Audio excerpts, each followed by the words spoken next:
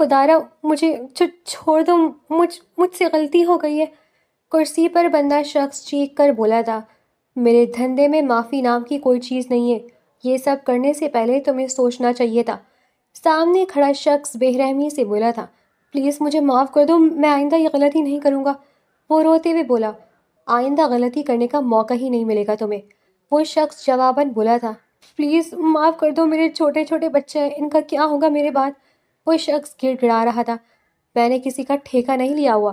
اس نے کہتے ہوئے گن لوڈ کی تھی اور اس کے ماتھے کے عین درمیان گولی مار دی تھی۔ اس کی لاش ٹھکانے لگاؤ۔ اس نے اپنے ساتھ کھڑے گارڈز کو حکم دیا تھا۔ اوکے سر، گارڈ کہتا اسے وہاں سے اٹھا کر لے گیا تھا۔ حیدر سنو، اس کے گھر والوں کو پیسے دے دو اور ان کی ضروریات کا خیال رکھنا، کہتے ہوئے وہ آگے بڑھ گیا تھا۔ سر، وہ میم نے آپ کو گھر بلایا ہے، حیدر نے اسے بتایا تھا۔ اوہ، میں کیسے بھول گیا، انہیں ہاسپٹل لے کر جانا تھا۔ وہ شخص تک کر بولا تھا، سر انہیں ہاسپٹل تو میں لے گیا تھا، لیکن اب وہ آپ کی کلاس لیں گی۔ حیدر نے مسکراتے ہوئے کہا تھا، تم تو ماں کے چمچے بنے ہوئے ہو۔ وہ بولتا ہوا گاڑی کی جانب بڑھا تھا۔ ہاں تو وہ میری بھی ماں ہے نا، حیدر نے بھی اس کی تلقین کی تھی۔ وہ دونوں گاڑی میں بیٹھے تھے۔ ڈرائیور، گاڑی گھر کی طرف لے لو۔ حیدر نے ڈرائیور کو حکم دیا اور ڈرائیور نے گاڑی سٹارٹ کر دی تھی۔ یا اللہ، میرا بیٹا ابھی تک گھر نہیں آیا، پتہ نہیں کہاں رہ گیا۔ ثنا پریشان سی صحن میں کھڑی تھی۔ بہت زوروں کی بارش ہو رہی تھی، رات ہونے والی تھی، لیکن اس کا 10 سالہ بیٹا ابھی تک گھر نہیں لوٹا تھا۔ کچھ دن پہلے مولوی محمود نے اسے نوکری دلوائی تھی۔ ابھی وہ پریشانی سے ٹہل رہی تھی کہ باہر دروازے پر دستک ہوئی۔ اس نے جا کر دروازہ کھولا تو سامنے مولوی محمود کھڑا تھا۔ آپ یہاں کیا کر رہے ہیں؟ اس نے مولوی محمود کو دیکھ کر سوال کیا تھا۔ اندر تو آنے دے، پھر بتاتا ہوں، مولوی محمود نے کہا اور دروازہ دھکیل کر اندر آ گیا۔ مولوی صاحب، میرا بیٹا ابھی تک گھر نہیں آیا، پتہ نہیں کہاں رہ گیا، آپ نے اسے کام پر رکھوایا تھا، آپ پوچھیں ان سے میرا بیٹا کہاں ہے؟ ثنا نے پریشانی سے کہا تھا۔ اچھا میں پوچھتا ہوں، تم بیٹھو تو صحیح، مولوی محمود نے کہتے ہوئے اسے کندھے پر ہاتھ رکھا تھا۔ یہ آپ کیا کر رہے ہیں؟ ہاتھ ہٹائیں اپنا، ثنا نے کہتے ہوئے مولوی محمود کا ہاتھ جھٹکا تھا۔ شور نہیں مچاؤ ورنہ میں کہہ دوں گا کہ تم نے مجھے بلوایا ہے، اور ویسی بھی تم تو بیوہ ہو، تمہاری بات پر کون یقین کرے گا؟ مولوی محمود نے کہتے ہوئے اس کی جانب قدم بڑھایا تھا۔ اپنی حد میں رہیں ورنہ مجھ سے برا کوئی نہیں ہوگا، ثنا ہکلاتے ہوئے بولی تھی۔ کیا کر لو گی تم؟ تمہارا تو بیٹا بھی گھر پر نہیں ہے اور کوئی تمہارے جاننے والا بھی نہیں ہے یہاں، تو کیا کر لو گی؟ شور مچاؤ گی تو تمہاری بدنامی ہوگی، مجھے تو کوئی فرق نہیں پڑے گا، اس لیے بہتر ہے کہ خاموشی سے میرا ساتھ دو۔ مولوی محمود کہتے ہوئے اس کا ہاتھ پکڑ چکا تھا۔ ثنا نے اپنا ہاتھ چھڑواتے ہوئے اس کے منہ پر زوردار تھپڑ مارا تھا۔ تمہاری اتنی ہمت کہ تم مولوی محمود کو تھپڑ مارو، اب دیکھو میں تمہارے ساتھ کیا کرتا ہوں۔ مولوی محمود نے کہتے ہوئے شور مچانا شروع کر دیا، ارے لوگو، دیکھو یہ بیوہ مجھے گھر پر بلا کر کیا کروانا چاہ رہی تھی، یہ دیکھو کہ اس نے مجھے اپنے گھر بلوایا اور مجھے بہکا رہی ہے۔ مولوی محمود نے اب گھر سے باہر نکل کر شور مچانا شروع کر دیا تھا۔ دیکھتے ہی دیکھتے سارے محلے والے وہاں جمع ہو گئے تھے۔ استغفار، اس عورت کو ذرا شرم نہیں آتی، مولوی صاحب کو بہکاتی ہے۔ مجمع میں موجود ایک عورت بولی تھی، یہ تو ہمارے محلے میں رہنے کے قابل ہی نہیں ہے، ارے یہ تو گھٹیا ہے، ہمارے محلے میں ایسے بے شرم لوگ نہیں رہتے۔ ایک اور عورت بولی تھی، ہاں ہاں نکالو اسے اس محلے سے۔ بھانت بھانت کی آوازیں تھیں۔ ثنا روتے ہوئے ان سب کو اپنی بے گناہی کو بتا رہی تھی، لیکن کوئی اس کی بات پر یقین نہیں کر رہا تھا۔ ارے نکلو یہاں سے گھٹیا عورت، ایک عورت نے آگے بڑھ کر اسے دھکا دیا تھا۔ میرے بیٹے کو آنے دے، پھر ہم چلے جائیں گے یہاں سے، ثنا روتے ہوئے بولی تھی۔ وہ دیکھو آ گیا تمہارا بیٹا، اب دفع ہو جاؤ یہاں سے، ایک عورت نے سامنے سے آتے اس کے بیٹے کی طرف دیکھ کر کہا تھا۔ اماں یہ کیا ہے، یہ لوگ یہاں کیوں جمع ہیں؟ بچے نے معصومیت سے پوچھا تھا۔ کچھ نہیں بیٹا، چلو یہاں سے، ثنا نے آنسو پوچھتے ہوئے کہا تھا۔ پر اماں ہوا کیا ہے؟ بچہ اپنی بات پر بسے تھا۔ ارے تمہاری ماں کے کرتوت ایسے ہیں کہ یہاں رہنے کے قابل نہیں ہے، یہ شریفوں کا محلہ، یہ طوائفوں کا نہیں۔ بازار چمکانا ہے اپنا تو کہیں اور جا کر چمکاؤ بی بی، ایک عورت نے سفاکیت کی انتہا کر دی۔ ایسا تو نہ کہیں پلیز، ہم یہاں سے چلے جاتے، ثنا کہتے ہوئے اٹھی تھی اور اپنے بچے کا ہاتھ تھامتے ہوئے وہاں سے نکلتی ہوئی چلی گئی تھی، جبکہ پیچھے مولوی محمود کے چہرے پر شیطانی مسکراہٹ آ گئی تھی۔ ثنا ماضی کے تلخ اور زہریلے نقوش میں کھوئی ہوئی تھی، آنکھوں سے بہتے آنسو گالوں کو بھگو کر دوپٹے میں جذب ہو رہے تھے۔ وہی بارش کی سنسناہٹ، وہی لوگوں کے تانے اور وہی بے بسی آج بھی اس کے سینے میں تازہ تھی۔ تبھی دروازے پر ہلکی سی دستک ہوئی، جس نے ثنا کے خیالات کا تسلسل توڑ دیا۔ اماں، کیا میں اندر آ سکتا ہوں؟ باہر سے ایک بھاری مگر انتہائی مؤدبانہ آواز آئی۔ یہ قیس تھا، اس کا بیٹا، جس کے لیے اس نے زمانے کی ٹھوکریں کھائی تھیں۔ ثنا نے جلدی سے اپنے آنسو پوچھے اور آواز کو سنبھال کر کہا، آ جاؤ بیٹا، دروازہ کھلا ہے۔ اور قیس اندر داخل ہو گیا۔ قد آور، مضبوط جسم اور چہرے پر ایک خاص قسم کا جاہ و جلال، لیکن اپنی ماں کے سامنے وہ ہمیشہ ہی وہی 10 سال کا بچہ بن جاتا تھا۔ اس نے جیسے ہی ماں کی سرخ آنکھیں دیکھی، اس کے ماتھے پر بل پڑ گئے۔ وہ خاموشی سے آ کر ثنا کے قدموں میں بیٹھ گیا۔ آپ پھر روئی ہیں نا؟ اس نے دھیمے لہجے میں پوچھا تھا۔ کتنی بار منع کیا آپ کو کہ ان باتوں کو یاد کر کے خود کو اذیت مت دیا کریں؟ میں نے آپ سے وعدہ کیا ہے نا کہ میں آپ کے تمام دکھوں کا مداوع کر دوں گا۔ پھر بھی آپ خود کو تکلیف دیتی ہیں۔ قیس کے لہجے میں دکھ تھا۔ نہیں تو میرے لال، میں کہاں رو رہی تھی، بس وہ باہر مٹی اڑ رہی تھی تو آنکھوں میں چبھن ہونے لگی۔ ثنا نے مصنوعی مسکراہٹ سجانے کی کوشش کی اور قیس کے سر پر ہاتھ رکھ کر بولی تھی۔ قیس نے گہرا سانس لیا اور اپنی ماں کے ہاتھوں کو تھام لیا۔ مٹی کمرے کے اندر نہیں آتی اماں، اور جھوٹ آپ بول نہیں پاتی، مجھے پتہ ہے۔ آپ پھر پرانی باتوں کو یاد کر کے رو رہی ہیں، بھول جائیں سب۔ قیس نے ان کے ہاتھ تھام لیے تھے۔ کچھ دیر کمرے میں خاموشی چھائی رہی۔ ثنا قیس کے چہرے کو دیکھتی رہی۔ قیس، اب تم سیٹل ہو گئے ہو، میری مانو تو اب گھر بسا لو۔ میں چاہتی ہوں اس گھر میں کوئی رونق آئے، تم شادی کر لو بیٹا۔ ثنا نے اس کے بالوں میں ہاتھ پھیرتے ہوئے کہا تھا۔ قیس کے چہرے کے تاثرات ایک دم بدلے۔ اماں، آپ کی بات یہیں پر ختم ہوتی ہے۔ اس موضوع پر پہلے بھی بات ہوئی تھی اور میرا جواب وہی ہے جو پہلے تھا۔ اس نے ماں کی بات کاٹتے ہوئے بڑے دو ٹوک انداز میں کہا تھا۔ وہ اٹھ کھڑا ہوا تھا۔ اس کے لہجے کی سختی یہ بتا رہی تھی کہ اس معاملے میں وہ کسی کی نہیں سنے گا۔ آپ آرام کریں، میں ذرا باہر جا رہا ہوں۔ ثنا اسے جاتے ہوئے دیکھتی رہ گئی۔ قیس اپنے کمرے میں آیا اور دروازہ اندر سے بند کر دیا۔ کمرے کی روشنی مدھم تھی۔ وہ اپنی دراز کی طرف بڑھا اور ایک چھوٹی سی پرانی مگر سنبھال کر رکھی گئی تصویر نکالی۔ تصویر میں ایک 7 سال کی معصوم بچی کھڑی مسکرا رہی تھی، جس کی آنکھوں میں دنیا بھر کی معصومیت قید تھی۔ قیس کی انگلیاں اس تصویر پر لرزیں۔ اس کی تصویر اور اس کی نظریں مسلسل اس تصویر کی جانب تھیں۔ بہت جلد آؤں گا میں تمہیں لینے، بہت جلد۔ یہ دنیا تمہیں مجھ سے دور رکھ سکتی ہے، مگر بھلا نہیں سکتی۔ جس طرح ان لوگوں نے میری ماں سے ان کا وقار چھینا تھا، میں اس معاشرے سے اپنا ہر حق چھین کر رہوں گا، اور تمہیں بھی۔ قیس اس تصویر کو دیکھتے ہوئے بول رہا تھا۔ وہ صوفے پر بیٹھا اس تصویر کو دیکھتا رہا تھا۔ کچھ دیر بعد وہ اٹھا تھا اور تصویر کو دوبارہ دراز میں ڈال کر فریش ہونے واش روم چلا گیا تھا۔ دوپہر کا سورج سوا نیزے پر تھا اور گرمی اپنی پوری شدت سے برس رہی تھی۔ محلے کی مسجد سے ظہر کی اذان ہو چکی تھی اور مولوی محمود حسب معمول حبا اور دستار سجائے، چہرے پر پارسائی کا نقاب اوڑھے گھر میں داخل ہوا۔ صحن میں بچھے دسترخوان پر سالن کی خوشبو مہک رہی تھی۔ اس کی بیوی زبیدہ نے جلدی جلدی پانی کا جگ رکھا اور کمرے کی طرف بڑھی، جہاں محمود اپنی ٹوپی اتار کر میز پر رکھ رہا تھا۔ کھانا لگ گیا ہے، آ جائیں، زبیدہ نے دھیمی آواز میں کہا۔ اس کے لہجے میں ایک عجیب سی تھڑ تھڑاہٹ تھی، جو برسوں کے خوف کا نتیجہ تھی۔ محمود خاموشی سے آ کر دسترخوان پر بیٹھ گیا۔ اس کے سامنے اس کی 22 سالہ بیٹی ماہین بھی بیٹھی تھی، جس کے چہرے پر اپنے باپ کو دیکھ کر کوئی خوشی نہیں بلکہ بیزاری کے سائے لہرائے۔ محمود نے بسم اللہ پڑھی اور روٹی کا ایک بڑا لقمہ توڑ کر منہ میں رکھا۔ اگلے ہی لمحے اس کا چہرہ غصے سے تمتما اٹھا اور اس نے وہ لقمہ وہیں دسترخوان کے کنارے پر تھوک دیا۔ یہ کیا زہر بنایا ہے تم نے؟ وہ دھاڑا۔ اتنا نمک؟ کیا مارنے کا ارادہ ہے مجھے؟ زبیدہ ہڑبڑا گئی۔ وہ شاید غلطی سے زیادہ گر گیا ہوگا، مجھے اندازہ نہیں ہوا، میں ابھی دوسرا سالن گرم کر دیتی ہوں۔ غلطی؟ محمود نے غصے سے دانت پیستے ہوئے کہا۔ تمہاری غلطیاں ختم ہونے کا نام نہیں لیتی۔ سارا دن گھر میں کرتی کیا ہو تم؟ میں نے جان بوجھ کر نہیں کیا، بس دھیان کہیں اور بڑھ گیا تھا۔ زبیدہ نے دبی آواز میں صفائی دینے کی کوشش کی۔ اوہ، تو آگے سے زبان بھی چلاتی ہے؟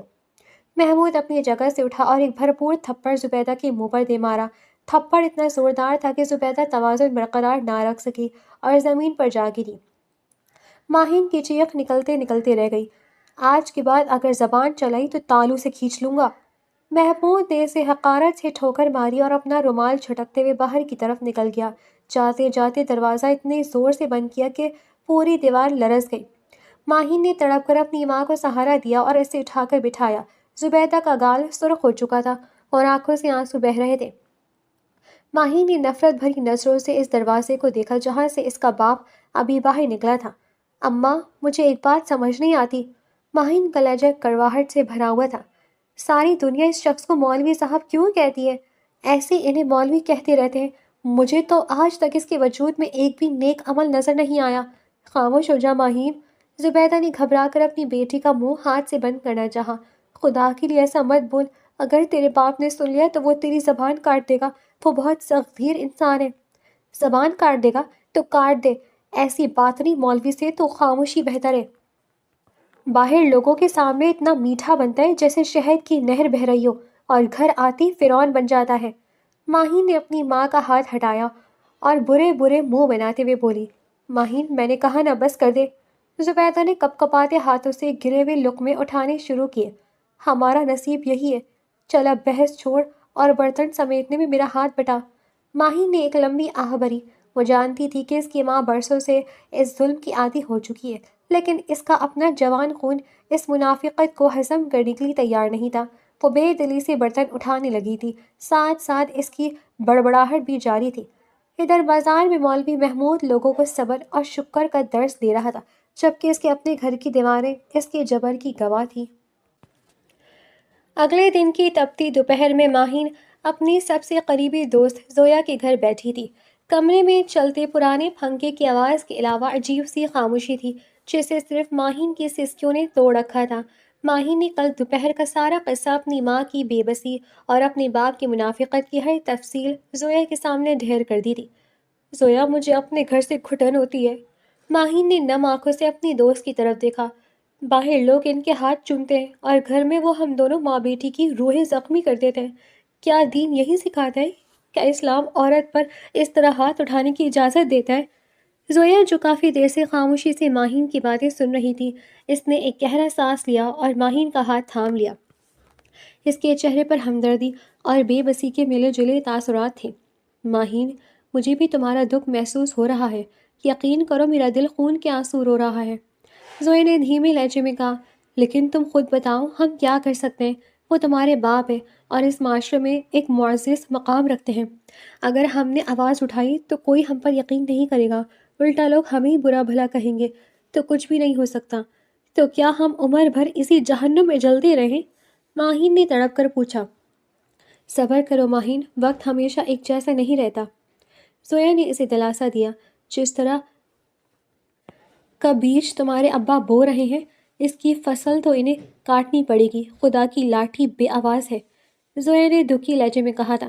خیر یہ چھوڑو، کل مدرسے جاؤ گی نا؟ زویا نے اس سے پوچھا تھا۔ ہاں یار، جاؤں گی۔ ماہین کا دھیان بٹ چکا تھا۔ ٹھیک ہے، تم ٹائم سے تیار ہو جانا، میں آ جاؤں گی تمہارے گھر تمہیں لینے۔ زویا اس کا دھیان دوسری طرف لگانے میں کامیاب ہو گئی تھی اور کچھ ہی دیر میں دونوں سہیلیاں سب کچھ بھلا کر اپنی باتوں میں مصروف ہو چکی تھیں۔ اگلے روز کا سورج قیس کے لیے نئی مصروفیات لے کر طلوع ہوا تھا۔ وہ اپنے آفس کے کانفرنس ہال میں بیٹھا ایک اہم بزنس میٹنگ میں مصروف تھا، جہاں کروڑوں کے معاہدے زیر بحث تھے۔ قیس کے چہرے پر موجود سنجیدگی وہاں بیٹھے ہر شخص کو مرعوب کر رہی تھی۔ سر، اگر ہم اس پروجیکٹ پر دستخط کر دیں تو… پارٹنر ابھی اپنی بات مکمل بھی نہ کر پایا تھا کہ قیس نے اسے ہاتھ کے اشارے سے روک دیا۔ پہلے مجھے وہ فائل دکھاؤ جس میں پچھلے ماہ کے اکاؤنٹس کی تفصیل ہے، اس کے بعد ہی میں آگے بات کروں گا۔ قیس نے سرد لہجے میں کہا۔ وہ میٹنگ سے اٹھ کر اپنے کیبن میں آیا تاکہ وہ ضروری فائلز اٹھا سکے، لیکن جیسے ہی اس نے اپنی دراز کھولی، اس کے ماتھے پر بل پڑ گئے۔ وہ فائل وہاں نہیں تھی جہاں اس نے رکھی تھی۔ اس نے تلاشی لی، الماری چھانی، لیکن فائل کا نام و نشان نہیں تھا۔ قیس کے اندر غصے کی ایک لہر اٹھی۔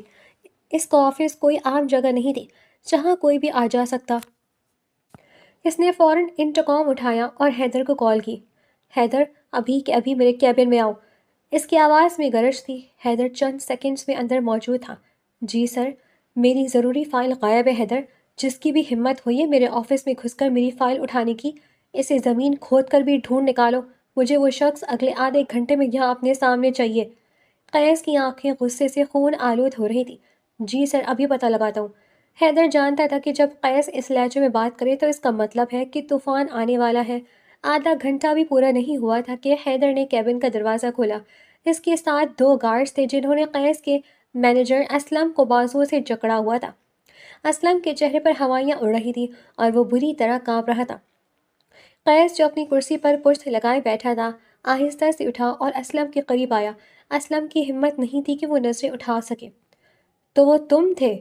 قیس کی آواز کی سپاہٹ لہریں اسلم کے اعصاب شل کر رہی تھی۔ سر وہ میں اسلم ابھی کچھ کہنے ہی والا تھا کہ قیس کا ایک بھرپور تھپڑ اس کے منہ پر رسید ہوا۔ تھپڑ اتنا زوردار تھا کہ اسلم کے منہ سے خون کا فوارہ چھوٹا اور وہ فرش پر جا گرا۔ قیس نے اسے سنبھلنے کا موقع نہ دیا اور اسے ٹھوکروں پر رکھ دیا۔ مجھ سے غداری، جس تھالی میں کھایا اسی میں چھید کیا تم نے؟ قیس نے اس کے گریبان سے پکڑ کر اسے اوپر اٹھایا۔ تم نے سوچ بھی کیسے لیا کہ تم قیس کے آفس سے فائل چرا کر بچ جاؤ گے؟ اب تمہارا وہ حال کروں گا کہ تم کسی کو منہ دکھانے کے قابل نہیں رہو گے۔ سر رحم، پلیز معاف کر دیں۔ اسلم گڑگڑایا۔ غداروں کے لیے میری لغت میں رحم کا لفظ نہیں ہے، قیس نے سرد مہری سے کہا اور اپنی کمر سے گن نکالی۔ آفس میں موجود دیگر عملہ جو باہر سے یہ منظر دیکھ رہا تھا دہشت سے منجمد ہو گیا۔ قیس نے بنا پلک جھپکائے گن کا رخ اسلم کے سر کی طرف کیا اور ٹریگر دبا دیا تھا۔ ایک ہی گولی نے اسلم کا کام تمام کر دیا تھا۔ اس کی لاش فرش پر بے جان پڑی تھی۔ پورے ہال میں موت جیسی خاموشی چھا گئی۔ قیس نے اپنی گن واپس لگائی اور وہاں موجود لوگوں کی طرف دیکھ کر بلند آواز میں کہا، سب کان کھول کر سن لو، مجھ سے غداری کا مطلب صرف اور صرف موت ہے۔ آئندہ کوئی بھی غداری کرنے کا سوچنے سے پہلے اپنا انجام یاد کر لے۔ اس کے بعد اس نے حیدر کو ایک مختصر اشارہ کیا، اس کی لاش یہاں سے ٹھکانے لگاؤ۔ Okay sir. حیدر نے سر جھکایا۔ قیس تیز قدموں سے چلتا ہوا آفس سے باہر نکل گیا۔ اس کے چہرے پر کوئی ملال، کوئی پچھتاوا نہیں تھا۔ حیدر بھی مستعدی سے اس کے پیچھے پیچھے باہر کی طرف لپکا، جبکہ پیچھے رہ جانے والے ملازمین کے لیے یہ ایک ایسا سبق تھا جسے وہ کبھی بھلا نہیں پائے تھے۔ اگلے دن آسمان پر ہلکے بادل چھائے ہوئے تھے، لیکن زمین پر حبس اور گرمی کی شدت برقرار تھی۔ ماہین مدرسے سے فارغ ہو کر زویا کے ساتھ گھر کی طرف لوٹ رہی تھی۔ وہ دونوں گلی کے نکڑ پر پہنچی ہی تھی کہ زویا کا گھر آ گیا۔ اچھا ماہین، میں چلتی ہوں، اللہ حافظ، زویا نے مسکرا کر کہا۔ اللہ حافظ، ماہین نے جواب دیا اور تنہا آگے بڑھنے لگی۔ ابھی وہ چند قدم ہی چلی تھی کہ گلی کے موڑ پر ایک خوبرو مگر آوارہ مزاج لڑکے نے اس کا راستہ روک لیا۔ یہ وہی لڑکا تھا جو اکثر مدرسے کے باہر منڈلاتا رہتا تھا۔ ماہین ایک منٹ، میری بات تو سنو، لڑکے نے بڑے اعتماد سے کہا۔ ماہین گھبرا گئی۔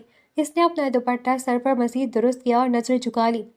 راستہ چھوڑو میرا، مجھے گھر جانا ہے۔ میں صرف یہ کہنا چاہتا تھا کہ میں تمہیں پسند کرتا ہوں، میں تم سے شادی کرنا چاہتا ہوں، کیا تم؟ اس سے پہلے کہ وہ اپنی بات مکمل کرتا ماہین نے غصے سے اسے دیکھا۔ ہوش میں تو ہو تم؟ ہٹو یہاں سے ورنہ میں شور مچا دوں گی۔ وہ لڑکا اسے روکنے کی کوشش کر ہی رہا تھا کہ گلی کے دوسرے سرے پر مولوی محمود نمودار ہوئے۔ ان کی نظر سامنے کے منظر پر پڑی تو ان کا خون کھول اٹھا۔ پابندی لگا رکھی تھی، ایک غیر مرد کے سامنے کھڑی تھی۔ لڑکا مولوی صاحب کو دور سے دیکھ کر بھاگ گیا اور فوراً وہاں سے 9-11 ہو گیا، لیکن ماہین کے پیروں تلے سے زمین نکل گئی۔ ماہین تیزی سے گھر کی طرف بھاگی۔ اس کا دل تیزی سے باہر آنے کو تھا۔ جیسے ہی وہ صحن میں داخل ہوئی اور ابھی جوتا اتارا ہی تھا کہ پیچھے سے دروازہ زور سے کھلا۔ بدبخت عورت، تیری اتنی ہمت! ایک زوردار تھپڑ ماہین کے چہرے پر پڑا کہ وہ چکرا کر دیوار سے جا ٹکرائی۔ مولوی محمود کے چہرے پر شیطانی غصہ رقص کر رہا تھا۔ ابا میری بات تو سنیں، ماہین نے روتے ہوئے تڑپ کر کہا۔ کیا سنوں؟ اپنی آنکھوں سے دیکھ کر آیا ہوں کہ تو بازار میں عشق لڑا رہی تھی، کمبخت، میری پکڑی اچھالنے چلی تھی۔ محمود نے اس کے بال پکڑ کر اسے صحن کے بیچ میں گھسیٹا اور لاتوں اور گھوسوں کی بارش کر دی۔ خدا کی قسم ابا، اس نے میرا راستہ روکا تھا، میں نے کچھ نہیں کیا۔ ماہین کی چیخیں در و دیوار ہلا رہی تھی۔ چپ کر، زبان چلاتی ہے، جس طرح تیری ماں گھٹی ہے تو بھی اسی کے نقش قدم پر چل رہی ہے۔ وہ اسے بے رحمی سے مارے جا رہے تھے۔ زبیدہ باورچی خانے سے دوڑی آئیں اور اپنی بیٹی کو بچانے کے لیے مولوی محمود کے پیروں سے لپٹ گئیں۔ خدا کے لیے چھوڑ دے اسے، مار ڈالیں گے کیا اسے؟ بچی ہے میری، معاف کر دے۔ زبیدہ دھاڑی مار مار کر رو رہی تھی۔ محمود نے زبیدہ کو ٹھوکر مار کر پرے پھینکا۔ ہٹ پیچھے، تو نے ہی اسے شہدی ہوگی، آج اس کا قصہ ہی پاک کر دیتا ہوں۔ اس نے پاس پڑا ہوا لکڑی کا ایک ڈنڈا اٹھا لیا اور اسے ماہین کے بازو پر برسانے لگا۔ ماہی درد سے تڑپ رہی تھی، اس کا جسم نیلگو ہوتا جا رہا تھا۔ آخر کار جب وہ تھک گیا تو ہانپتے ہوئے رک گیا۔ اس نے ماہین کی طرف انگلی اٹھائی، اس کی آنکھیں شعلے اگل رہی تھی۔ سن لے ماہین، اور تو بھی سن لے زبیدہ، اس نے گرج کر کہا۔ آج کے بعد اگر اس چوکھٹ سے تیرا قدم باہر نکلا تو میں تیری ٹانگیں توڑ دوں گا۔ آج تو صرف مارا ہے، اگلی بار جان سے مار دوں گا اور کسی کو پتہ بھی نہیں چلے گا۔ آج سے تیرا مدرسہ، تیرا باہر نکلنا سب بند۔ وہ غصے سے پیر پٹکتا ہوا باہر نکل گیا اور کمرے کا دروازہ باہر سے بند کر دیا۔ ماہین اپنی ماں کی گود میں سر رکھ کر ہچکیوں سے رو رہی تھی، جبکہ زبیدہ اسے سینے سے لگائے اپنی بے بسی پر آنسو بہا رہی تھی۔ باہر بارش دوبارہ شروع ہو چکی تھی، جیسے قدرت بھی اس جبر پر ماتم کر رہی ہو۔ قیس اپنے عالیشان آفس کی وسیع کھڑکی کے پاس کھڑا باہر برستی بارش کو دیکھ رہا تھا۔ اس کے چہرے پر ایک عجیب سی سختی تھی اور آنکھوں میں برسوں پرانی تپش۔ اس کے ہاتھ میں وہی پرانی تصویر تھی جسے وہ اکثر تنہائی میں دیکھا کرتا تھا۔ اس نے آہستہ سے تصویر کو جیب میں رکھا اور اپنی کرسی کی طرف مڑا۔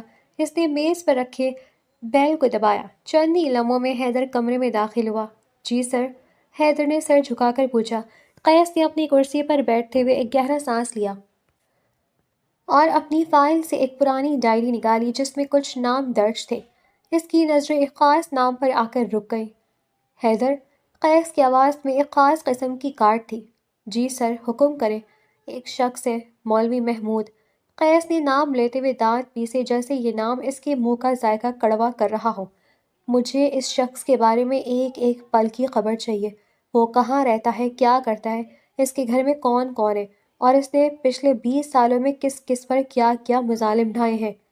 حیدر نے حیرت سے قیس کی طرف دیکھا، کیونکہ قیس عام طور پر چھوٹے موٹے لوگوں میں دلچسپی نہیں لیتا تھا۔ سر، کیا یہ وہی ہے جس نے… قیس نے اسے ہاتھ کے اشارے سے خاموش کروا دیا۔ وہی ہے یا نہیں، یہ تم مجھے بتاؤ گے۔ مجھے اس کی پارسائی کے لبادے کے پیچھے چھپا ہوا ہر گناہ ڈھونڈ کر نکالنا ہے۔ اس کی مسجد سے لے کر اس کے گھر کے کچن تک مجھے سب پتہ ہونا چاہیے۔ اس کی ذرائع آمدن، اس کا لوگوں کے ساتھ رویہ اور اس کے خاندان کی ایک ایک تفصیل میرے ٹیبل پر ہونی چاہیے۔ قیس کی آنکھوں میں انتقام کی ایک سرد لہر دوڑ گئی۔ یاد رہے حیدر، اس کام میں کوئی غلطی نہیں ہونی چاہیے۔ اس شخص نے ایک بار میری دنیا اجاڑی تھی، اب باری میری ہے کہ میں دیکھوں اس کی دنیا کتنی مضبوط ہے۔ حیدر نے قیس کے لہجے کی سنجیدگی کو بھانپ لیا۔ اسے اندازہ ہو گیا کہ یہ کوئی عام بزنس ڈیل یا دشمنی نہیں ہے، بلکہ یہ وہ آگ ہے جو قیس کے سینے میں برسوں سے سلگ رہی تھی۔ آپ بے فکر رہیں سر، اگلے 24 گھنٹوں میں مولوی محمود کی پوری زندگی آپ کے سامنے ایک کھلی کتاب کی طرح ہوگی۔ حیدر نے پر اعتماد لہجے میں کہا۔ جاؤ پھر۔ قیس نے دوبارہ کھڑکی کی طرف رخ کر لیا۔ اور ہاں حیدر، اس کا پیچھا کرتے وقت احتیاط برتنا۔ اسے شک نہیں ہونا چاہیے کہ کوئی شکاری اس کے تعاقب میں ہے۔ حیدر خاموشی سے کمرے میں باہر نکل گیا، جبکہ قیس نے دوبارہ وہ تصویر نکالی۔ اس معصوم بچی کی تصویر دیکھتے ہوئے اس کے لبوں پر ایک سفاکانہ مسکراہٹ نمودار ہوئی۔ مولوی صاحب، بہت جلد آپ کا سامنا اس ماضی سے ہونے والا ہے جسے آپ نے مٹی تلے دبا دیا تھا۔ اگلے دن حیدر حلیہ بدل کر اسی تنگ و تاریک محلے میں پہنچ چکا تھا جہاں مولوی محمود کی رہائش تھی۔ اس کی عقابی نظریں ہر آنے جانے والے کا بغور جائزہ لے رہی تھی۔ وہ گلی کے نکڑ پر کھڑا تاکہ اسے سامنے سے ایک لڑکی تیز قدموں سے آتی دکھائی تھی، جس کے ہاتھ میں کتابیں تھیں، اور وہ پریشانی کے عالم میں بار بار پیچھے مڑ کر دیکھ رہی تھی۔ حیدر کے پاس قیس کی دی ہوئی معلومات میں اس لڑکی کا ذکر تھا، زویا، ماہی کی اکلوتی رازدار۔ زویا جیسی حیدر کے قریب سے گزرنے لگی، حیدر نے بجلی کی سی تیزی سے اس کے منہ پر ہاتھ رکھا اور اسے گھسیٹتے ہوئے ایک سنسان اور ایک اندھیری گلی میں لے گیا۔ زویا کی آنکھیں خوف سے پھیل گئیں۔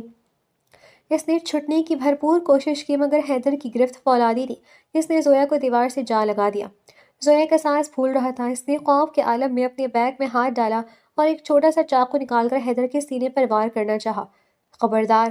حیدر نے لمحوں کے 1000ویں حصے میں اس کی کلائی پکڑ کر مڑوڑی۔ درد کی شدت سے زویا کی گرفت ڈھیلی ہوئی اور چاقو دھات کی کھنک کے ساتھ زمین پر جا گرا۔ حیدر نے اس کی دونوں کلائیاں دیوار کے ساتھ جکڑ دیں اور اس کے چہرے کے بالکل قریب ہو گیا۔ زویا کی دھڑکنیں اس کے حلق میں آ رہی تھیں۔ کچھ دیر اسی خاموشی اور تناؤ کی کیفیت میں گزرنے کے بعد حیدر نے آہستہ سے اس کی کلائیاں چھوڑیں اور اس کے کان کے قریب جھک کر انتہائی دھیمی مگر سرد آواز میں کہا، شور مت مچانا ورنہ تمہارے لیے اچھا نہیں ہوگا۔ زویا نے کانپتے ہوئے اپنے دوپٹے کو درست کیا اور غصے سے اسے دیکھا۔ کون ہو تم اور مجھے یہاں کیوں لائے ہو؟ ہمت کیسے ہوئی تمہاری مجھ پر ہاتھ ڈالنے کی؟ ماہین کہاں ہے؟ حیدر نے اس کے ہاتھ کو نظر انداز کرتے ہوئے سیدھا سوال کیا تھا۔ زویا ایک پل کے لیے ٹھٹکی، پھر اس نے خود کو سنبھالا۔ تم کون ہو جسے میں ماہین کے بارے میں بتاؤں؟ اور میں تمہیں کیوں بتاؤں؟ یہاں سے چلے جاؤ ورنہ میں شور مچا دوں گی۔ حیدر کے لبوں پر ایک تلخ مسکراہٹ آئی۔ اس نے اپنی جیکٹ کے اندر ہاتھ ڈالا اور ایک چمکتی ہوئی گن نکال کر زویا کی آنکھوں کے سامنے لہرائی۔ زویا کا رنگ سفید پڑ گیا۔ سیدھے طریقے سے بتا دو تو بہتر ہے، ورنہ میرے پاس بات منوانے کے دوسرے طریقے بھی ہیں اور وہ تمہیں بالکل پسند نہیں آئیں گے۔ حیدر کا لہجہ اتنا سپاٹ تھا کہ زویا کو اپنی موت سامنے نظر آنے لگی۔ میں سچ کہہ رہی ہوں، مجھے نہیں پتا وہ کہاں ہے۔ زویا نے ہکلاتے ہوئے کہا۔ وہ 2 دن سے مدرسے نہیں آئی۔ میں نے اس کے گھر جانے کی کوشش کی تھی، لیکن مولوی صاحب کا غصہ پورا محلہ جانتا ہے۔ مجھے ڈر ہے کہ اگر میں وہاں گئی تو وہ مجھ پر بھی کوئی الزام نہ لگا دے۔ وہ اپنے گھر سے باہر نہیں نکلی، پتہ نہیں اس کے ساتھ اندر کیا ہوا ہے، اور اب میں اس کے گھر نہیں جاتی کیونکہ وہاں جانا خطرے سے خالی نہیں ہے۔ حیدر نے ایک گہرا سانس لیا اور گن واپس اپنی بیلٹ میں چھپا لی۔ اس کی آنکھوں میں سوچ کی گہرائی تھی۔ اس کے گھر میں کیا چل رہا ہے؟ تمہیں کچھ تو اندازہ ہوگا؟ حیدر نے دوبارہ پوچھا۔ بس اتنا پتا ہے کہ مولوی صاحب اس دن بہت غصے میں گھر گئے تھے۔ اس کی بات سے نہ زبیدہ آنٹی نظر آئی ہیں اور نہ ہی ماہین۔ محلے میں سب یہی کہہ رہے ہیں کہ اس گھر میں قید کر دیا گیا ہے۔ زویا کی آواز میں اب خوف کی جگہ ہمدردی نے لے لی تھی۔ حیدر نے ایک آخری نظر زویا پر ڈالی اور بغیر کچھ کہے گلی سے باہر نکل گیا۔ زویا وہیں دیوار سے ٹیک لگائے کھڑی رہ گئی۔ اسے سمجھ نہیں آ رہا تھا کہ یہ اجنبی شخص کون تھا اور اسے ماہین میں اتنی دلچسپی کیوں تھی۔ حیدر نے گاڑی میں بیٹھتے ہی قیس کو فون لگایا۔ سر، خبر اچھی نہیں ہے۔ پرندہ فقس میں بندہ ہے اور شکاری نے بہت بڑا سخت پہرا دیا ہے۔ ماہین پچھلے کئی گھنٹوں سے اپنے کمرے کے کونے میں بیٹھی دیوار سے لگی سسک رہی تھی۔ بھوک اور پیاس سے اس کا برا حال تھا، لیکن جسمانی تکلیف سے زیادہ اسے اس قید اور گھٹن سے ڈر لگ رہا تھا۔ جیسے ہی اسے باہر سے صحن میں مولوی محمود کے قدموں کی چاپ سنائی دی، اس نے ہمت اکٹھی کی اور کمرے سے باہر نکل آئی۔ مولوی محمود دسترخوان پر بیٹھا چائے پی رہا تھا کہ ماہین لڑکھڑاتی ہوئی اس کے قریب آئی اور فرش پر ہی اس کے قدموں میں بیٹھ گئی۔ ابا، مجھے معاف کر دیں، اللہ کے لیے مجھے معاف کر دیں۔ ماہین نے ہچکیاں لیتے ہوئے اس کے پاؤں چھوئے۔ محمود نے نفرت سے اپنا پاؤں پیچھے کھینچا۔ ابھی تیرا دل نہیں بھرا؟ ابھی اور ذلیل کروانا ہے مجھے؟ نہیں ابا، خدا کی قسم میں نے کچھ نہیں کیا، میں آپ کی عزت کی قسم کھاتی ہوں، میرا کوئی قصور نہیں ہے۔ ماہین نے ہاتھ جوڑ دیے۔ پلیز مجھے مدرسے سے نہ نکالے، مجھے جانے دیں، میرا دم گھٹ رہا ہے یہاں، میں علم حاصل کرنا چاہتی ہوں ابا، آپ کو اللہ کا واسطہ، آپ کو اس رسول کا واسطہ، مجھے اس طرح قید نہ کریں۔ ماہین کی آنکھوں سے گرنے والے آنسو مولوی محمود کے جوتوں پر گر رہے تھے۔ زبیدہ بھی دور کھڑی چادر کے پلو سے اپنی آنکھیں پونچھ رہی تھی۔ اسے ہمت نہیں ہو رہی تھی کہ وہ بیچ میں بولے۔ میں وعدہ کرتی ہوں ابا، ماہین نے تڑپ کر کہا، میں زویا کے ساتھ جایا کروں گی اور اسی کے ساتھ گھر واپس آیا کروں گی، میں گلی میں ادھر ادھر دیکھوں گی بھی نہیں۔ اگر میں نے ذرا سی بھی غلطی کی تو آپ بے شک میری جان لے لیجیے گا، پر مجھے جانے دیں، میری پڑھائی کا حرج ہو رہا ہے۔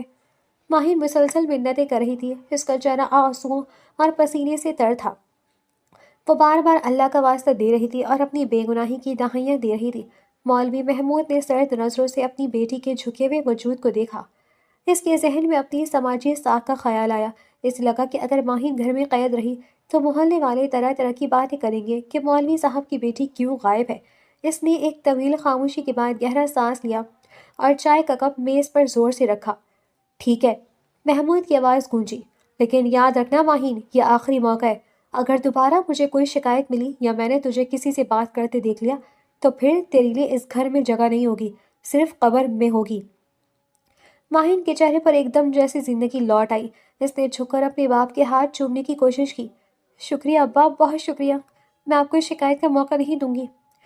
زویا کے گھر سے ابھی ہو کر آئی ہوں، اسے کہو کہ کل سے تمہیں ساتھ لے کر آئے اور ساتھ چھوڑ کر آئے۔ محمود نے کرخت لہجے میں حکم دیا۔ ماہین نے جلدی سے اپنا دوپٹہ سنبھالا اور آنسو پوچھتی ہوئی باہر کی طرف بھاگی۔ محمود نے کرخت لہجے میں حکم دیا۔ ماہین نے جلدی سے اپنا دوپٹہ سنبھالا اور آنسو پوچھتی ہوئی باہر کی طرف بھاگی۔ اسے ایسا محسوس ہو رہا تھا جیسے اسے نئی زندگی مل گئی ہو، لیکن وہ یہ نہیں جانتی تھی کہ قسمت اس کے ساتھ آگے کیا کرنے والی ہے۔ قیس جہانگیر اپنے پرتعیش بیڈ روم میں آئینے کے سامنے کھڑا اپنا بلیک کوٹ درست کر رہا تھا۔ اس کی آنکھوں میں ایک عجیب سی چمک تھی، جیسے کوئی شکاری اپنی سب سے بڑی مہم پر نکلنے والا ہو۔ حیدر، گاڑی نکالو، آج ہم ایک بہت اہم سودا کرنے جا رہے ہیں، قیس نے گھڑی پہنتے ہوئے سرد لہجے میں کہا۔ حیدر نے حیرت سے پوچھا، سر کہاں؟ مولوی محمود کے گھر، اس کی بیٹی کا رشتہ لینے۔ قیس کے لبوں پر ایک معنی خیز مسکراہٹ آئی۔ حیدر دنگ رہ گیا، لیکن خاموشی سے سر جھکا کر گاڑی کی طرف بڑھا۔ تھوڑی ہی دیر میں قیس کی کاری چمچماتی گاڑیاں اس تنگ محلے میں داخل ہوئیں، جہاں لوگ قیس کے جاہو جلال کو دیکھ کر سہم گئے۔ قیس مولوی محمود کے گھر کے دروازے پر پہنچا اور دستک دی۔ مولوی محمود نے دروازہ کھولا اور سامنے قیس کو دیکھ کر پہچان نہ سکے، لیکن اس کے ہاتھ اور ساتھ کھڑے مسلح گارڈز کو دیکھ کر اس کے ماتھے پر پسینہ آ گیا۔ آپ کون ہیں اور یہاں کیا لینے آئے ہیں؟ محمود نے راستہ روکتے ہوئے پوچھا۔ راستہ چھوڑیے مولوی صاحب، مہمانوں کو دہلیز پر کھڑا رکھنا آپ کے پیشے کو زیب نہیں دیتا۔ قیس نے اسے دھکا دے کر اندر قدم رکھا۔ محمود نہ چاہتے ہوئے بھی پیچھے ہٹ گیا۔ صحن میں پہنچ کر قیس ایک کرسی پر بڑے روب سے بیٹھ گیا۔ میں یہاں آپ کی بیٹی ماہین کا رشتہ لینے آیا ہوں۔ محمود کے پیروں تلے سے زمین نکل گئی۔ کیا آپ کو ہوش تو ہے؟ آپ جانتی نہیں میں کون ہوں اور آپ کا رشتہ؟ اپنا تعارف تو کرائیے۔ قیس نے ایک گہرا کش لیا اور دھواں فضا میں اچھالتے ہوئے بولا، میرا نام قیس جہانگیر ہے، لوگ مجھے گینگسٹر کہتے ہیں۔ میری ایک دستک پر شہر کے بڑے بڑے بزنس مین تھر تھر کانپتے ہیں۔ مجھ سے دنیا ڈرتی ہے مولوی صاحب۔ مولوی محمود نے غصے اور تضحیک سے قیس کو دیکھا۔ ڈرتا ہوگا آپ سے زمانہ، میں نہیں ڈرتا۔ آپ گینگسٹر ہو یا کوئی بھی، میں اپنی بیٹی کا رشتہ آپ جیسے گناہ گار اور خون خرابہ کرانے والے شخص کو کبھی نہیں دوں گا۔ ابھی کہ ابھی یہاں سے نکل جائے، ورنہ میں شور مچا دوں گا۔ قیس خاموشی سے اٹھا اور مولوی محمود کے بالکل قریب آ کر رک گیا۔ اس کی آنکھیں شعلے اگل رہی تھیں۔ میں نے سوچا تھا کہ آپ سے عزت سے رشتہ مانگ لوں گا، پرانی باتوں کا لحاظ کر لوں گا، لیکن آپ کو شاید عزت راس نہیں آئی۔ قیس نے معنی خیزی سے محمود کی آنکھوں میں دیکھا۔ اب میں اپنے طریقے سے جو کروں گا وہ آپ سے برداشت نہیں ہوگا۔ قیس مڑا اور باہر کی جانب بڑھنے لگا۔ ابھی وہ صدر دروازے کے قریب پہنچا ہی تھا کہ اس کی نظر دروازے کے پیچھے بنی اونٹ پر پڑی۔ وہاں ماہین کھڑی تھی۔ اس کا چہرہ آنسوؤں سے تر تھا اور وہ خوف کے مارے بری طرح کانپ رہی تھی۔ اس کی بڑی بڑی آنکھوں میں قیس کے لیے ایک انجانہ سا خوف اور دہشت تھی۔ ماہین کے اس معصوم اور خوفزدہ چہرے کو دیکھ کر قیس جہانگیر کے لبوں پر ایک فاتحانہ مسکراہٹ رقص کرنے لگی۔ اس نے ایک پل کے لیے قدم روکے، جیسے وہ اس کے خوف کو محسوس کر رہا ہو، اور پھر بنا کچھ کہے باہر نکل گیا۔ حیدر نے دیکھا کہ قیس کے چہرے کے تاثرات بدل چکے تھے۔ حیدر، مجھے اس کی بیٹی چاہیے، ہر حال میں اسے اغوا کر لو۔ گاڑی میں بیٹھتے ہی قیس نے سرد آواز میں کہا تھا۔ ٹھیک ہے سر، حیدر فرما برداری سے بولا تھا۔ ڈرائیور نے گاڑی آگے بڑھا دی تھی۔ اگلے دن کی صبح فضا میں ایک عجیب سا تناؤ محسوس ہو رہا تھا۔ ماہین، جو بمشکل اپنے باپ کی اجازت لے کر مدرسے سے جانے کے لیے نکلی تھی، اس کے دل پر خوف کا ایک بوجھ تھا۔ زویا نے حسب وعدہ گلی کے موڑ پر اس کا انتظار کیا اور دونوں نے تیزی سے قدم بڑھانے شروع کیے۔ ماہین، پریشان مت ہو، سب ٹھیک ہو جائے گا، زویا نے تسلی دیتے ہوئے اس کا ہاتھ تھاما۔ لیکن اسے کیا معلوم تھا کہ گلی کے نکڑ پر موت جیسی خاموشی لیے ایک کالی شیشے والی گاڑی ان کی منتظر ہے۔ جیسے ہی وہ دونوں ایک سنسان موڑ پر پہنچی، گاڑی کے ٹائروں کی چنگاڑ سنائی دی اور وہ عین ان کے سامنے آ کر رکی۔ زویا اور ماہین سنبھل پاتی کہ گاڑی سے 3 کالی وردیوں والے مسلح گارڈز ان کے سامنے۔ حیدر باہر نکلا۔ حیدر کی نظر صرف ماہین پر تھی۔ اٹھا لو اسے، حیدر نے سپاٹ لہجے میں حکم دیا۔ گارڈز نے جیسے ہی ماہین کو پکڑ کر گاڑی کی طرف کھینچنا شروع کیا، ماہین کے حلق سے ایک دل دوز چیخ نکلی۔ چھوڑو مجھے، ابا کوئی ہے، بچاؤ مجھے۔ ماہین کی حالت دیکھ کر زویا کا خوف غصے میں بدل گیا۔ وہ کسی شیرنی کی طرح گارڈز پر جھپٹی۔ تمہاری ہمت کیسے ہوئی؟ چھوڑو میری دوست کو، کمینے انسانوں، چھوڑو اسے۔ اس نے اپنا بھاری بیگ گھمایا اور پوری قوت سے حیدر کے کندھے پر دے مارا۔ حیدر، جو مڑ کر گاڑی میں بیٹھنے والا تھا، اس اچانک حملے پر تل ملا اٹھا۔ زویا نے اسے گریبان سے پکڑ لیا اور اپنے بیگ سے اس کے سر اور چہرے پر تابڑ توڑ حملے شروع کر دیے۔ میں تمہیں زندہ نہیں چھوڑوں گی، پولیس کو بلاؤں گی میں۔ میری دوست کو کہاں لے کر جا رہے ہو؟ زویا چیخ چیخ کر حیدر کو پیٹ رہی تھی۔ حیدر، جو قیس جہانگیر کا دایاں ہاتھ تھا اور جس کے نام سے لوگ لرزتے تھے، ایک لڑکی کے ہاتھوں سرعام پٹنے پر آنکھ بگولا ہو گیا۔ اس کا دماغ گھوم گیا۔ اس نے بجلی کی سی تیزی سے زویا کا ہاتھ مڑوڑا اور اس کے منہ پر ایک بھرپور تھپڑ رسید کیا۔ خاموش! حیدر کی آواز گلی میں گونجی۔ تھپڑ اتنا زوردار تھا کہ زویا کے منہ سے خون نکل آیا اور وہ چند لمحوں کے لیے سن ہو گئی۔ حیدر نے اسے بالوں سے جکڑا اور اس کے چہرے کے بالکل قریب ہو کر غصے سے پھنکارا۔ تمہیں بہت شوق ہے نا اپنی دوست کو بچانے کا؟ تم جیسے لوگوں کی وجہ سے میرا وقت ضائع ہوتا ہے۔ اگر اس کے بغیر نہیں رہ سکتی تو چلو، اب تم بھی ہمارے ساتھ ہی چلو گی۔ نہیں، چھوڑو مجھے! زویا نے مزاحمت کی کوشش کی لیکن حیدر نے اسے جانوروں کی طرح گھسیٹا اور گاڑی کا پچھلا دروازہ کھول کر اسے اندر اچھال دیا، جہاں ماہین پہلے ہی رو رو کر نڈال ہو چکی تھی۔ گاڑی چلاؤ! حیدر نے دھاڑ کر ڈرائیور کو حکم دیا۔ گاڑی کے ٹائر ایک بار پھر سڑک کو چیرتے ہوئے آگے بڑھے۔ محلے کی وہ سنسان گلی چند ہی سیکنڈز میں خالی ہو چکی تھی۔ پیچھے صرف زویا کی گری ہوئی کتابیں اور اس کی چادر رہ گئی تھی، جو اس بات کی گواہی دے رہا تھا کہ آج مولوی محمود کی بیٹی کے ساتھ ساتھ ایک اور معصوم جان بھی قیس جہانگیر کے شکنجے میں آ چکی ہے۔ گاڑی کے اندر زویا اور ماہین ایک دوسرے سے لپٹ کر رو رہی تھی، جبکہ حیدر سامنے والی سیٹ پر بیٹھا اپنے زخم سہلا رہا تھا اور اس کی آنکھوں میں زویا کے لیے غصے کی ایک سرد لہر موجود تھی۔ سارا کام ہو گیا۔ حیدر نے فون نکالتے قیس کو میسج کیا تھا، جبکہ دوسری جانب میسج پڑھتے قیس کے چہرے پر مسکراہٹ آ گئی تھی۔ شام کے سائے گہرے ہو چکے تھے لیکن ماہین کے گھر لوٹنے کی کوئی آثار نہ تھے۔ مولوی محمود صحن میں غصے سے ٹہل رہا تھا۔ اس کی تسبیح کے دانے اس کی انگلیوں کی جنبش سے اس کی اندرونی انتشار کو پتہ دے رہے تھے۔ بارش تھم چکی تھی مگر فضا میں موجود نمی حبس کو بڑھا رہی تھی۔ زبیدہ! محمود نے دھاڑ کر پکارا۔ آواز ایسی تھی کہ گھر کی دیواریں لرز گئی۔ زبیدہ بیگم جو جائے نماز پہ بیٹھی دعا کر رہی تھی، ہڑبڑا کر اٹھی اور لرزتے قدموں سے باہر آئی۔ جی مولوی صاحب! کہاں ہے تمہاری لاڈلی بیٹی؟ محمود اس کے بالکل قریب آ کر غرایا۔ مغرب کی اذان ہو چکی ہے، اندھیرا چھا گیا ہے، لیکن وہ ابھی تک گھر نہیں پہنچی۔ یہ ہے تمہاری تربیت؟ یہ ہے وہ علم جو وہ مدرسے میں حاصل کر رہی تھی؟ میں نے اسے فون کرنے کی کوشش کی مگر اس کا نمبر بند جا رہا ہے۔ زویا کے گھر بھی پیغام بھیجا ہے، ابھی وہاں سے کوئی جواب نہیں آیا۔ زبیدہ نے دبی آواز میں روتے ہوئے کہا۔ یہ سب تمہاری دی ہوئی ڈھیل کا نتیجہ ہے۔ محمود نے غصے سے زبیدہ کا بازو مڑوڑا۔ تم نے ہی اسے سر پر چڑھایا، تم نے ہی اسے مدرسے جانے کی وکالت کی تھی۔ اگر آج اسے کچھ ہوا یا اس نے میری پگڑی اچھالی تو یاد رکھنا زبیدہ، میں تمہارا وہ حال کروں گا کہ تم موت کی دعائیں مانگوں گی۔ میں نے کسی کا ٹھیکہ نہیں لیا ہوا، اگر وہ نہ ملی تو میں تمہیں زندہ گاڑ دوں گا۔ وہ زبیدہ کو وہیں فرش پر دھکا دے کر اپنی چادر جھٹکتا ہوا باہر کی طرف نکل گیا۔ زبیدہ وہیں گر کر سسکیاں لینے لگی۔ اس کا دل کسی انہونی کے ڈر سے بیٹھا جا رہا تھا۔ محمود تیزی سے گلیوں کے عبور کرتا ہوا زویا کے گھر پہنچا، جہاں پہلے ہی کہراؤ مچا ہوا تھا۔ زویا کے والد پریشانی میں باہر کھڑے تھے۔ مولوی صاحب، ہماری زویا بھی نہیں آئی۔ زویا کے والد نے دیکھتے ہی کہا، وہ تو ماہین کے ساتھ ہی تھی، میں نے پورے محلے میں چھان مارا ہے، مدرسے سے بھی آ گیا تھا، وہاں کے چوکیدار نے بتایا کہ وہ تو چھٹی کے وقت نکل چکی تھیں۔ محمود کا چہرہ غصے سے سرخ پڑ گیا۔ اسے قیس جہانگیر کی دھمکی یاد آئی مگر وہ اس بات کو ہضم نہیں کر پا رہا تھا کہ کوئی اس کی بیٹی پر ہاتھ ڈالنے کی ہمت کر سکتا ہے۔ چلو میرے ساتھ، دیکھو کہاں گئی وہ لڑکیاں۔ محمود نے کرختگی سے کہا۔ وہ دونوں اس انسان موڑ کی طرف بڑھے جہاں سے مدرسے کا راستہ گزرتا تھا۔ وہاں زمین گیلی تھی اور کیچڑ میں گاڑی کے ٹائروں کے گہرے نشانات واضح تھے۔ محمود کی نظر اچانک دیوار کے قریب پڑی ایک چیز پر پڑی۔ وہاں ماہین کا ایک جوتا اور زویا کا بیگ کیچڑ میں لت پت پڑے تھے۔ کتابیں بیگ سے باہر نکل کر گیلی زمین پر بکھری ہوئی تھیں۔ محمود نے جھک کر ماہین کا جوتا اٹھایا۔ اس کے ہاتھ غصے اور تعزیق سے کانپنے لگے۔ یہ تو ان کی کتابیں ہیں۔ زویا کے والد نے روتے ہوئے کتابیں اٹھائیں۔ مولوی صاحب، یہاں تو کوئی حادثہ ہوا ہے، کسی نے انہیں اغوا کر لیا ہے۔ محمود نے وہ جوتا پوری قوت سے زمین پر پٹخ دیا۔ اس کی پارسائی کا لبادہ اب اندرونی فرعونیت کو چھپا نہیں پا رہا تھا۔ محلے کے کچھ اور لوگ بھی وہاں جمع ہو گئے تھے۔ کون ہے جس کی اتنی ہمت ہوئی؟ محمود نے گرج کر کہا مگر اس کے اندر ایک انجانا خوف سر اٹھا رہا تھا۔